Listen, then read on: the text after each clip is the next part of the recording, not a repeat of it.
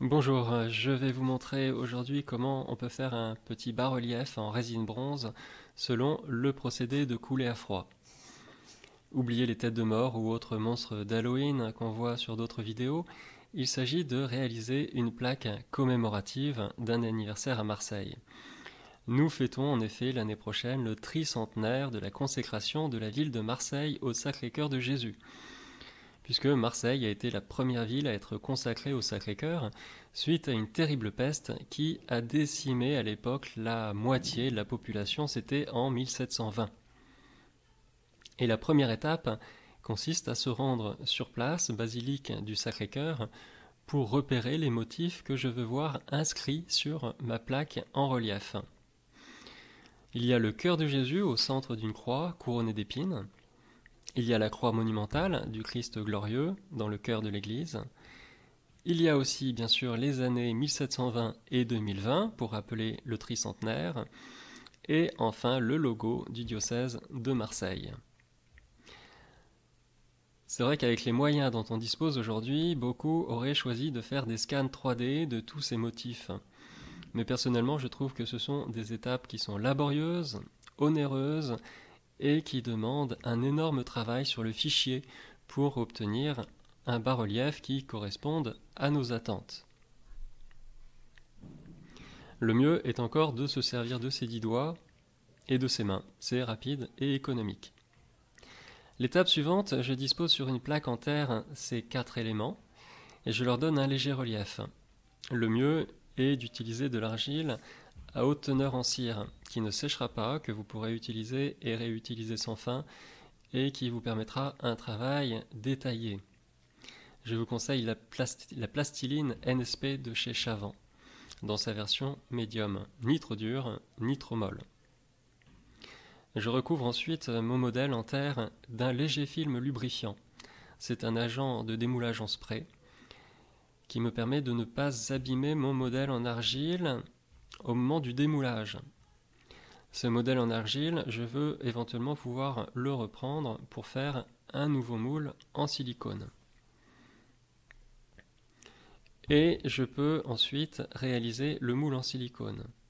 Pour cette pièce très simple qui ne comporte qu'une seule contre-dépouille, au niveau du menton de Jésus, je choisis de faire un moule flexible en silicone dans une matière assez rigide, d'une dureté Shore de 30, pour pouvoir le conserver le plus longtemps possible. Je détaille dans cette vidéo la fabrication d'une première pièce en résine bronze à partir de ce moule en silicone.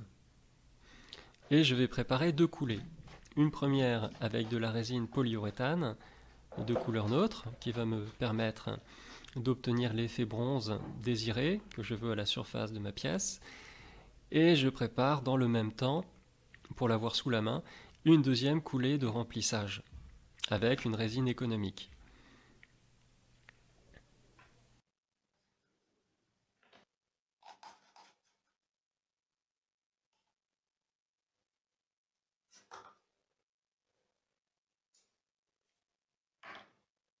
Je n'oublie pas d'ajouter une goutte de pigment noir pour teinter la partie B de la première coulée et pour donner une couleur plus sombre au bronze.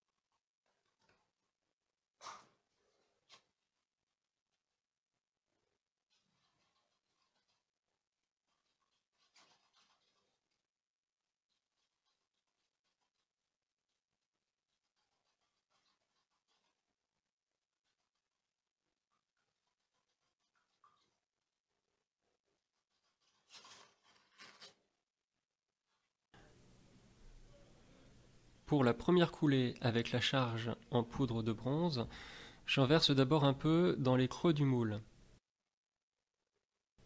Ensuite, avec un pinceau, je chasse les bulles d'air et je les écrase en fait dans les détails du bas-relief. Je verse ensuite la totalité de mon produit, de ma première coulée dans le moule, en faisant bien attention à faire remonter la résine chargée de bronze sur les côtés, de façon à épaissir les côtés. Je renouvelle cette opération jusqu'à ce que la consistance m'empêche de continuer.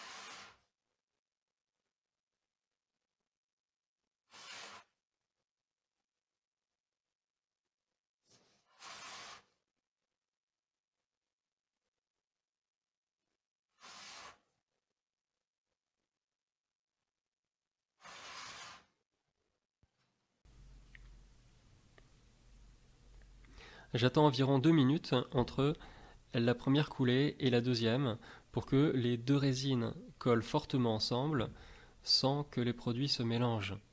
Si les résines se mélangeaient, alors je risquerais de voir apparaître ma résine économique à la surface du bas-relief ou au moment du ponçage.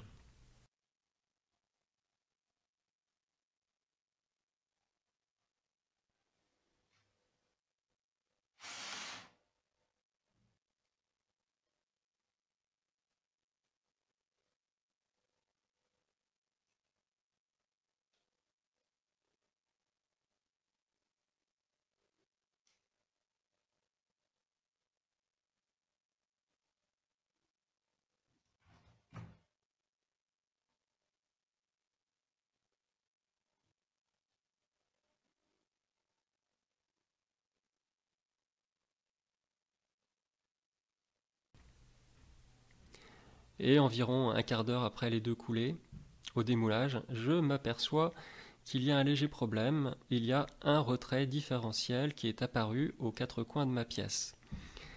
C'est au refroidissement sans doute que ma résine économique se contracte et qu'un espace d'1 millimètre ou deux se forme entre le bronze et la résine bas de gamme aux quatre coins.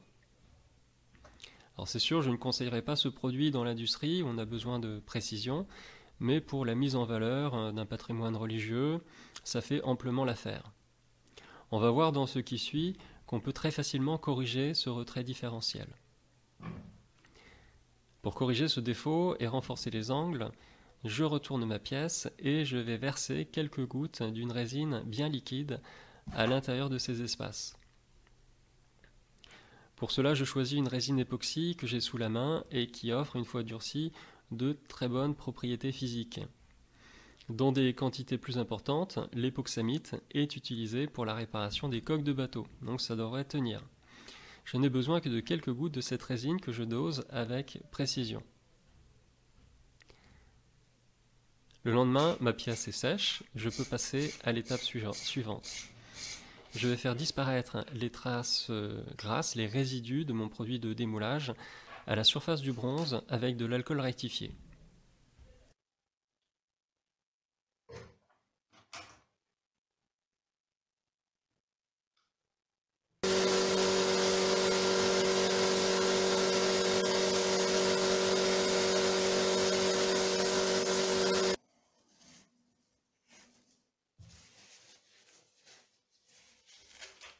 Procéder au ponçage de la surface.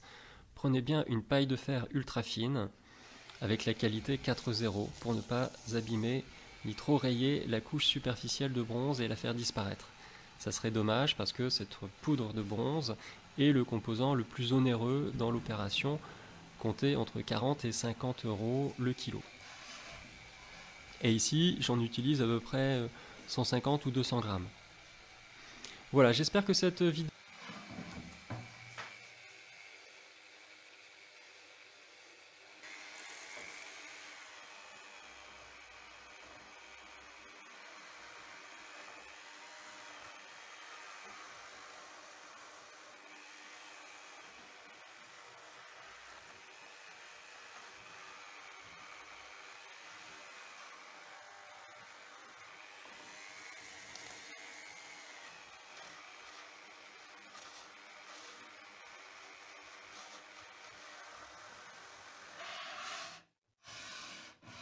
Voilà, j'espère que cette vidéo vous aura aidé dans vos réalisations. Travaillez bien votre modèle en argile au début.